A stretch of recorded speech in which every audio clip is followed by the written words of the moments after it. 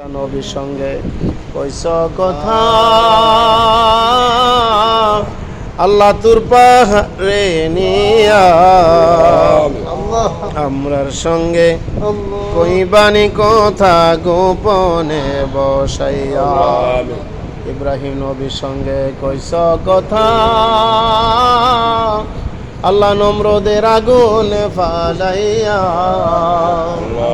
আমরার সঙ্গে কইবানি কথা নিরালে বসাইয়া হযরত ইউনূস নবীর সঙ্গে কইস কথা আল্লাহ সাগরে ফালাইয়া